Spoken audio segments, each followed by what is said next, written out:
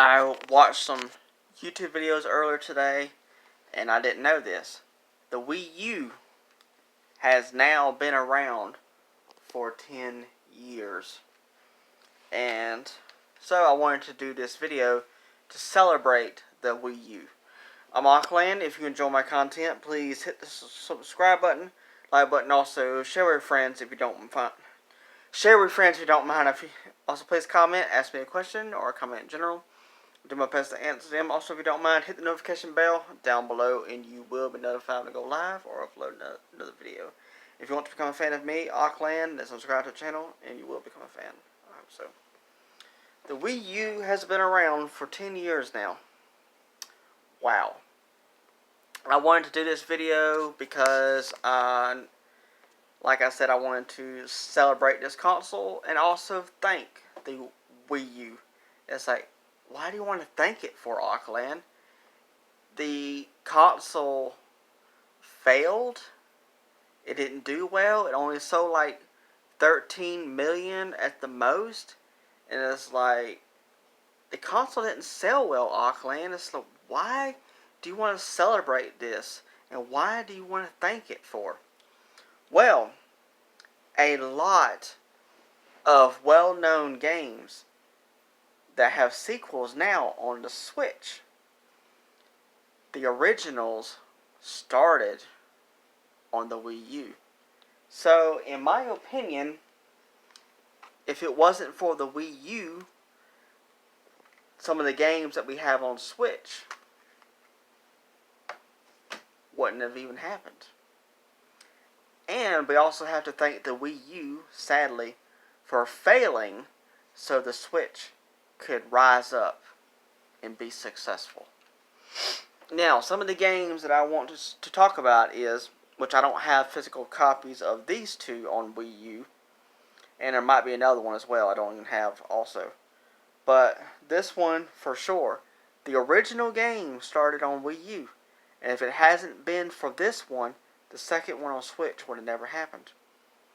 Super Mario Maker 2. The original Mario Maker was on Wii U. If that hadn't happened, Mario Maker 2 wouldn't have never happened. Do you see where I'm getting at now? So we have to sort of like thank the Wii U, even though it wasn't successful. But it's actually a pretty unique console. If you have one, or you know someone that has one and you've played on one, it's kind of interesting. Even though you can't get away from the TV very far with that thing from where it disconnects. It ain't the Switch. It ain't portable. Which I've seen somebody on YouTube make it portable, but anywho, it's not a portable. Alright, I don't have this one physically on Wii U either. But if it wasn't for this game being on Wii U, it would have never came to Switch. And it probably wouldn't be getting this booster course pass. 6 more waves of courses. Mario Kart 8, but on Switch is known as Mario Kart 8 Deluxe. So if it wouldn't have been for the Wii U version, the game would have never came to Switch. So hopefully you'll see where it is going to be happening in this video. Same goes for this game. Now this game, of course, is on the 3DS as well. But that's besides the point. Hyrule Warriors on the Wii U is actually a pretty good game. Really good, actually. Now, of course, it came to Switch and it was much better. But it wouldn't have happened if it wasn't for the Wii U. You see what I'm getting at? We're going to keep on going. Alright. So hopefully you won't mind this video or find some kind of enjoyment out of it. But the Wii U is actually pretty good. I haven't played it in a while, to be honest. If it wasn't for Super Mario 3D World becoming on the Wii U. Fantastic game, by the way, if you haven't played it. Either on the Wii U or even the Switch version. Fantastic game. Now with the Switch version, we got more content. We got Bowser's Fury, which is kind of like a open-ish, not an open world, but an open-ish style game that they added on to 3D World, which was really, really, really cool. Alright, Captain Toad. Treasure Tracker got started on Wii U and became much better on Switch. Now, we did have some DLC on the Wii U version, and then we got it on here as well, and I think we even got a extra content on the Switch that wasn't even on the Wii U, but there you go. This game, the first game was on Wii. The second one was on Wii U, and hopefully on Switch, maybe on down the road, maybe we'll get a third game, hopefully. That's Donkey Kong Country Tropical Freeze. Fantastic side-scroller.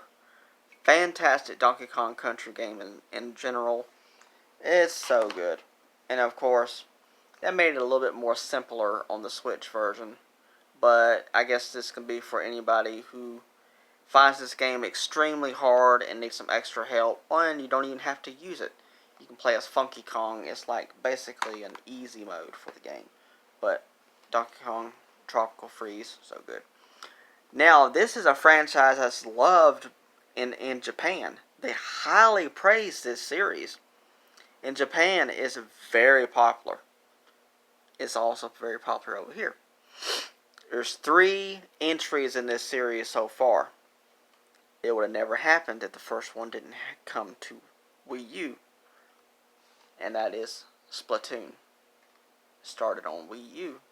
Now, I don't have Splatoon 3 right now, but I do have Part 2. So, there you go. If you love Splatoon, you have to kind of like sort of thank the Wii U for having the original game, and for being popular. Then we got Splatoon 2, and then we got Splatoon 3. Both on Switch. Alright, typical Mario game. So good though. New Super Mario Bros. U plus new Super Luigi Plus. Or I'm reading it backwards. New Super Luigi U.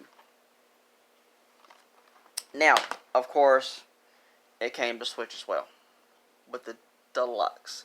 Nintendo loves to add Deluxe to the title of a game, especially the Wii U ports or something like that. They'll have some kind of subtitle, be the same game, extra content, possibly. Now, this game on Switch is becoming very expensive. You can check on eBay.